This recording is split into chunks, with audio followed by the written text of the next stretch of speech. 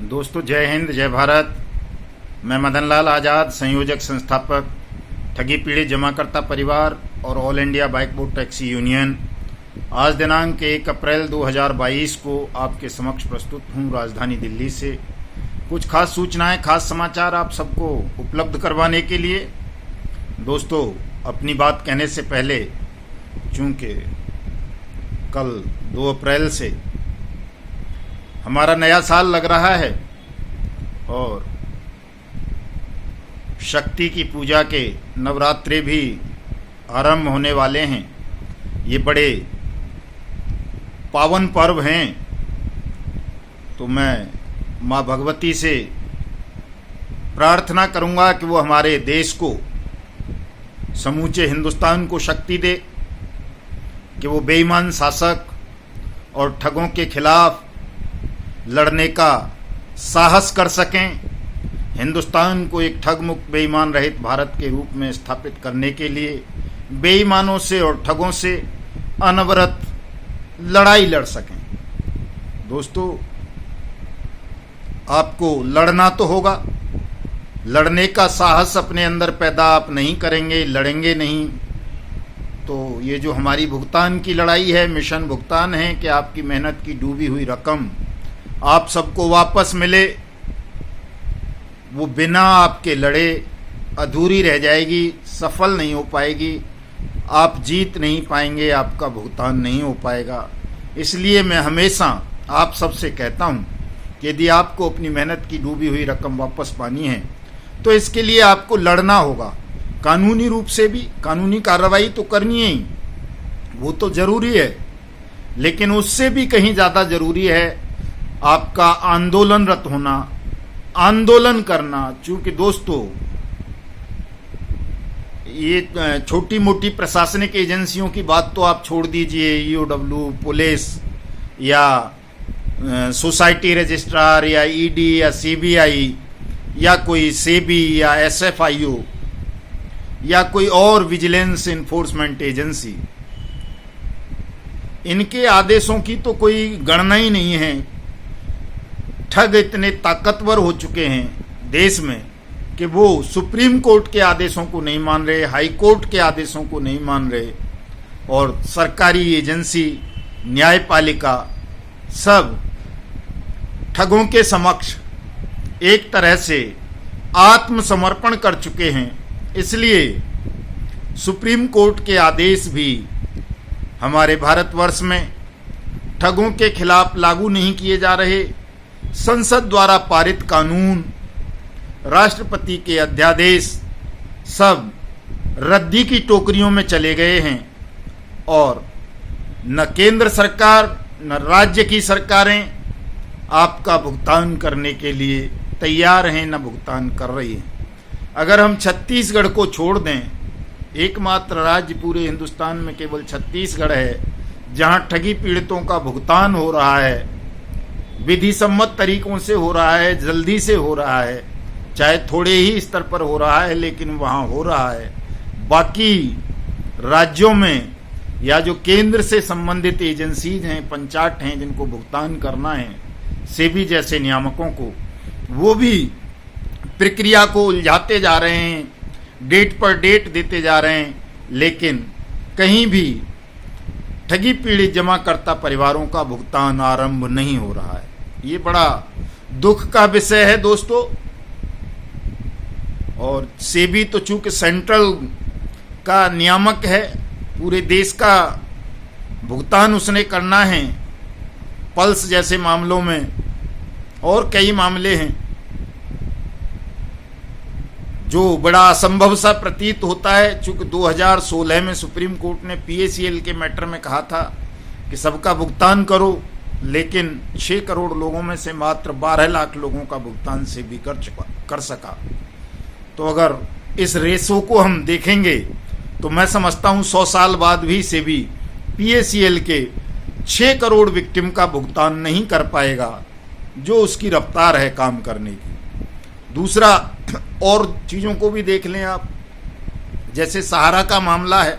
सहारा के मामले में 2012 में सुप्रीम कोर्ट ने आदेश दिया, सेबी ने कहा कि भुगतान किया जाए तमाम लोगों का, लेकिन कितने लोगों का? मात्र 1.5 करोड़ रुपए 10-20 लोगों का भुगतान सेबी कर सका 2012 से लेकर अब तक। तो अगर इस रफ्तार को देखोगे तो 500 साल लग जाएंगी सहारा इंडिया की कोऑपरेटिव सोसाइटीज और अन्य कंपनीज से जुड़े हुए इन्वेस्टर्स का, जमाकर्ताओं का, ठगी पीड़ितों का भुगतान करने में सेबी को और अन्य दूसरी एजेंसीज को। हालांकि आप एक खबर चल रही है बड़ी तेजी से कि जब से दिल्ली हाई कोर्ट ने सेंट्रल कोऑपरेटिव रजिस्ट्रार के आदेश को कंफर्म किया है और कहा है कि भुगतान करो, नहीं तो ये अपनी दुकानदारी बंद करो सहारा इंडिया वाले, तो तब से उसने कुछ लोगों को, मान लो किसी का 10,000 था तो उसे 1,000 रुपये देने का कोई सर्कुलर जारी किया है और वो 1,000 रुपये देकर 10,000 रुपये के फुल फाइनल सेटलमेंट पर नो ऑब्जेक्शन सर्टिफिकेट ले रहा है ठगी पीड़ित जमाकर्ताओं का, ताकि उसे वो सेंट्रल कोऑपरेटिव रजिस्ट्रार के दफ्तर में फाइल करके अपने ऊपर लगी हुई जमा राशि स्वीकार करने की रोक को हटवा सके, फिर से धोखा कर सके देश के साथ, फिर से छल कर सके और फिर से देश के करोड़ों करोड़ लोगों को लूट सके। तो दोस्तों, ठगों की प्रबलता का अंदाज आपको इन तमाम चीज़ों से लग जाना चाहिए। और बहुत सारे मामले हैं, बाइक बोट टैक्सी स्कैम का मामला है, राधा माधव कॉरपोरेशन लिमिटेड का है, हेलो टैक्सी का है, टॉप राइड का है, साइंस सिटी का है, फ्यूचर मेकर का है, कैची पिक्सल का है, करम भूमि का है, कल्पतरु का है, आदर्श क्रेडिट कोऑपरेटिव सोसाइटी लिमिटेड का है, हल्दर का है, बीएफसी का है, एग्रो वो और भी हैं, एलाइड एग्रीकल्चर वगैरह की बहुत सारी, आपेश्वर, खेतेश्वर, नवजीवन, संजीवनी और दुनिया भर की इस तरह की हैं, जेकेबी वगैरह। लाखों की तादाद में क्रेडिट कोऑपरेटिव सोसाइटीज और इन फ्रॉड कंपनीज के पास देश के लगभग 20 करोड़ लोगों का मेहनत का पैसा अटका हुआ है, जिसका ये भुगतान नहीं कर रहे हैं। दोस्तों, चूंकि कानूनी कार्रवाई करना अनिवार्य है, कोई एजेंसी कल हमें ये न कह सके, कोई कोर्ट कल हमें ये न कह सके कि आपने हमारे पास याचिकाएं दाखिल नहीं की थी, हमारे पास शिकायत दर्ज नहीं कराई थी, आपने हमें नहीं बताया था, इसलिए आपका भुगतान नहीं हो सका। तो दोस्तों, हम अपनी तरफ से सुप्रीम कोर्ट में भी भुगतान के लिए रिट पिटीशंस फाइल कर रहे हैं। अगले हफ्ते वो हो जाएंगी, सारी कार्रवाइयाँ कंप्लीट हो चुकी हैं। ठगी पीड़ित जमाकर्ता परिवार का पैन कार्ड भी बन चुका है और रिटर्न भी उसका फाइल करने के लिए कह दिया गया है, चूँकि ये 2 चीज़ें भी मस्ट कर दी थी कि कोई भी आप इस तरह का मल्टी स्टेट मामला, बहुत सारे लोगों से जुड़ा हुआ मामला, बहुत सारी कंपनी से, बहुत सारी उससे क्रेडिट कोऑपरेटिव सोसाइटी से जुड़ा हुआ मामला जब कहीं सुप्रीम कोर्ट में फाइल करेंगे तो उसके लिए आपका पैन कार्ड होना, आपका इनकम टैक्स रिटर्न होना मस्ट है। तो वो दोनों फॉर्मेलिटीज़ भी कंप्लीट हो गई हैं। हज़ारों लोगों की लिस्ट तैयार हो चुकी हैं, तमाम कंपनियों की, सहारा इंडिया की, पीएसीएल की, बाइक बोट की, हेलो टैक्सी की, टॉप राइड की, राधा माधव कॉरपोरेशन लिमिटेड की, ब्लू फॉक्स मोशन की, करम भूमि की, कल्पतरु की, आदर्श क्रेडिट कोऑपरेटिव की और बीएफसी की, हल्दर की, आपेश्वर की, खेतेश्वर की, नवजीवन की, संजीवनी की, विश्वामित्र की, समृद्ध जीवन की, साईं प्रसाद की, साईं प्रकाश की, श्री राम की, और जी आपका क्या बोलते हैं हमारा वाहन की, हमारी सवारी की, वाया इंडिया की, साइंस सिटी, हीरा गोल्ड, क्या बोलते हैं आपका catchy pixel, future maker, hello ride और जी गो बाइक और आपका रामेल, प्रयाग, प्रिया परिवार, श्योर गेन और बहुत सारी कंपनीज की लगभग 52 कंपनीज और क्रेडिट कोऑपरेटिव सोसाइटीज़ की लिस्ट हमने तैयार की हैं, पूरे आंकड़ों के साथ, पूरे एविडेंस के साथ। और इन सब को लेकर के हम सुप्रीम कोर्ट में रिट पिटीशंस फाइल कर रहे हैं, जिसमें हमारी पहली मांग भुगतान की मांग है कि सबका भुगतान अनियमित जमा योजनाएं पाबंदी कानून 2019 के तहत 180 कार्य दिवस में किया जाए। चूँकि सेबी लोगों का भुगतान करने में असमर्थ है, वो 500 साल में भी देश के 20 करोड़ ठगी पीड़ित जमाकर्ता परिवारों का भुगतान नहीं कर पाएगी, चूँकि उसकी रफ्तार कछुए से भी कहीं ज़्यादा सुस्त है। दूसरी डिमांड हमारी राष्ट्रीय आपदा प्रबंधन अधिनियम 2005 के तहत तमाम ठगी मामलों को राष्ट्रीय आपदा घोषित करवाकर तमाम ठगी पीड़ित जमाकर्ता परिवारों को अंतरिम राहत प्रदान करवाना है दोस्तों। और ये कोई असंभव काम नहीं है, ये हुआ है 2013 में बंगाल में राष्ट्रीय आपदा घोषित किया गया प्रदेश स्तर की ठगी मामलों को। एक छोटी सी घटना हुई थी, याद होगी आपको, भोपाल गैस कांड, उसको आपदा घोषित करके लोगों को राहत दी गई थी, मुआवजा दिया गया था। तो ये जो ठगी मामले हैं ये तो 20 करोड़ परिवारों को प्रभावित कर रहे हैं। ये तो वास्तव में राष्ट्रीय आपदा से भी बड़ी भयंकर त्रासदी है, मानव त्रासदी है, ठगों ने पैदा की है। और ऐसा कानून में प्रावधान है, सरकार और सुप्रीम कोर्ट चाहें तो कानूनी प्रावधानों के तहत आप सबको मुआवजा दे सकते हैं, आपकी डूबी हुई रकम को वापस कर सकते हैं, लेकिन वो ऐसा चाह नहीं रहे। तो हमारा जो काम है, सबसे पहला काम तो आप सबको जागरूक करना है कि आप सब जागरूक हो जाएं, अपने भुगतान की मांग को पुरजोर तरीके से विदाउट एनी हेजिटेशन, बिना किसी शर्म संकोच के उठाएं, कानूनी माध्यमों से भी। और दूसरा, एक बड़ा राष्ट्रव्यापी आंदोलन करें कानूनों के क्रियान्वयन के लिए। चूंकि 2019-21 फरवरी से देश में अनियमित जमा योजनाएं पाबंदी कानून 2019 लागू कर दिया गया, उसी में multi state credit cooperative society act 2002 को मर्ज किया गया, उसी में chit fund prize money circulation act 1978 को मर्ज किया गया। लेकिन 3 साल पूरे हो जाने के बावजूद भी दोस्तों 2 महीने ऊपर चले गए 3 साल से भी, इस कानून के तहत पूरे देश भर में सिंगल मुकदमा दर्ज नहीं किया गया, सिंगल अथॉरिटी का गठन करके सिंगल व्यक्ति को पैसा वापस नहीं किया गया। जबकि ये कानून इसलिए बनाया गया था कि देश में बढ़ती हुई ठगी की घटनाओं को रोका जाए और जो भी ठगी पीड़ित जमाकर्ता परिवार हैं, चाहे वो सहारा इंडिया के हैं, चाहे PACL के हैं, चाहे कर्म भूमि के हैं, चाहे राधा माधव के हैं, चाहे बाइक बोट के हैं, चाहे हेलो टैक्सी के हैं, चाहे आदर्श के हैं, चाहे किसी और के हैं, उन सब का भुगतान इस कानून के तहत 2 गुणे से लेकर 3 गुना तक 180 कार्य दिवस के अंदर अंदर सरकार करे। कल एक मूर्ख अपने आप को बहुत बड़ा नेता बनता है, किसी साथी को भड़का रहा था, उसने मुझे रिकॉर्डिंग सुनाई कि जी सबका पैसा सरकार क्यों देगी। उस उल्लू के पट्टे को मैं बताना चाहता हूं और तमाम लोगों को बताना चाहता हूं कि सरकार इसलिए देगी क्योंकि पार्लियामेंट ने, महामहिम राष्ट्रपति ने ये एक्ट बनाया है, अनियमित जमा योजनाएं पाबंदी कानून 2019, और इसमें ये प्रावधान किया गया है कि सरकार ही पैसा देंगी तमाम ठगी पीड़ित जमाकर्ताओं का। इसलिए हमारा अधिकार बनता है, हमारा हक बनता है कि हम सरकार से ही अपने भुगतान की मांग करें। दोस्तों, सरकार इस कानून को लागू नहीं कर रही है, आपका भुगतान नहीं कर रही, इसलिए आपको लड़ना होगा, इस सरकार से ही लड़ना होगा। और हम आपको जगाने के लिए पूरे देश भर में भ्रमण करेंगे, भारत यात्रा करेंगे, मिशन भुगतान के तहत आपको जगाएंगे, एकजुट करेंगे और बताएंगे कि अनियमित जमा योजनाएं पाबंदी कानून 2019 की कौन कौन सी धारा ऐसी हैं जो आपके भुगतान की गारंटी देती हैं, कौन कौन सी धारा ऐसी हैं जो सरकार को बाउंड करती हैं कि वो ठगों के खिलाफ सख्त कार्रवाई करे, उनकी चल अचल प्रॉपर्टीज को सीज करे, नीलाम करे, और कौन सी धारा ऐसी है जिसके तहत सरकार को विवश किया जाता है कि सरकार मल्टी स्टेट स्कैम्स की जांच SIT से कराए, CBI से कराए, NIA से कराए।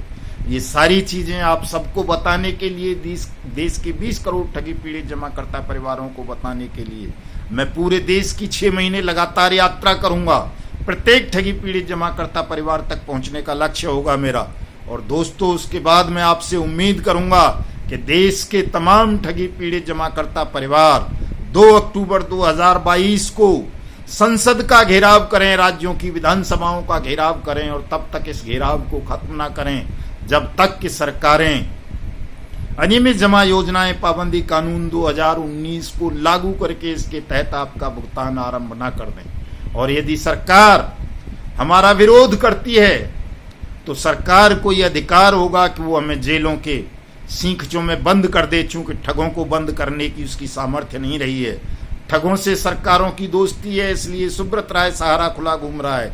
इसलिए मितेश अग्रवाल खुला घूम रहा है, इसलिए जयकिशन राणा खुला घूम रहा है, इसलिए राशिद नसीम खुला घूम रहा है, इसलिए विनोद धामा खुला घूम रहा है, इसलिए जो है विजेंद्र सिंह हुड्डा खुला घूम रहा है, इसलिए और दूसरे ठग खुले घूम रहे हैं दोस्तों।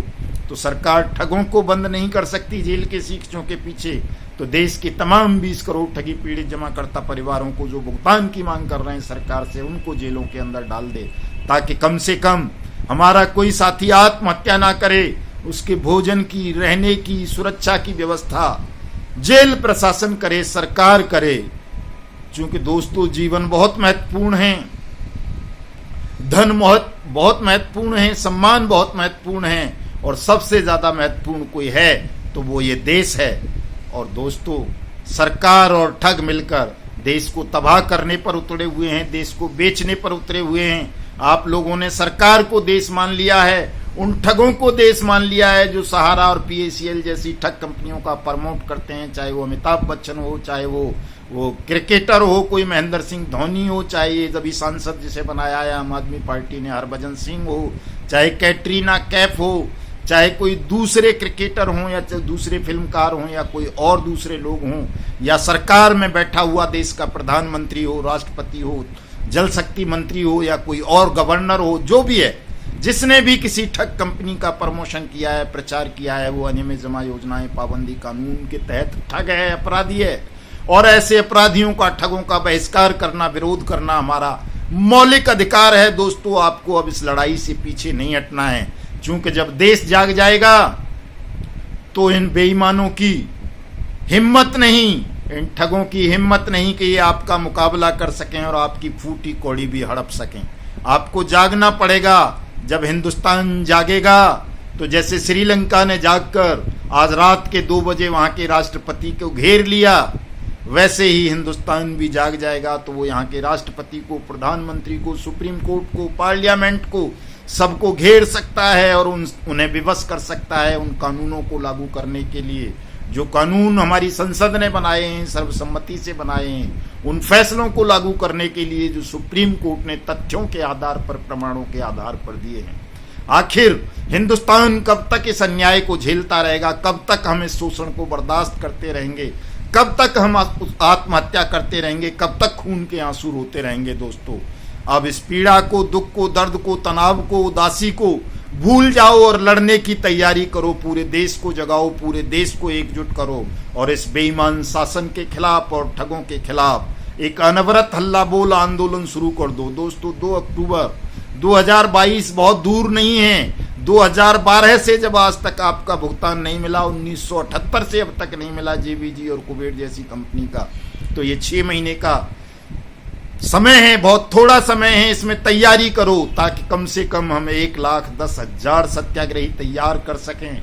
1 लाख लोग वो जो जेल यात्रा करेंगे, 10,000 लोग वो जो हमारे जेल में रहने वाले सत्याग्रही साथियों की बात को देश और दुनिया को बताएंगे और इस लड़ाई को अनवरत जारी रखेंगे और नए साथी तैयार करेंगे। यदि 1 लाख सत्याग्रहियों के जेल जाने के बावजूद भी भुगतान आरंभ नहीं होता है पार्लियामेंट का घेराव करने के बाद भी, तो अगले 1 लाख और तैयार करने की जिम्मेदारी इन 10,000 स्वयंसेवकों की होगी।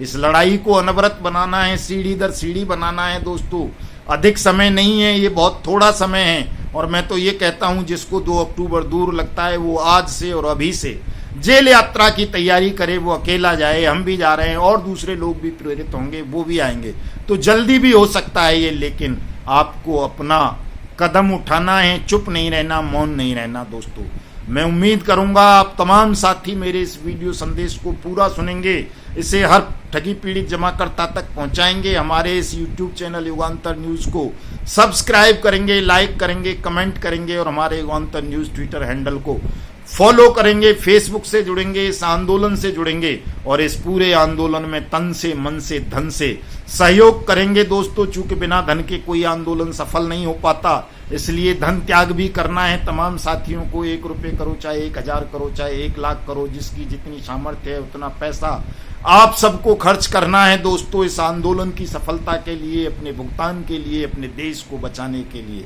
जय हिंद, जय भारत।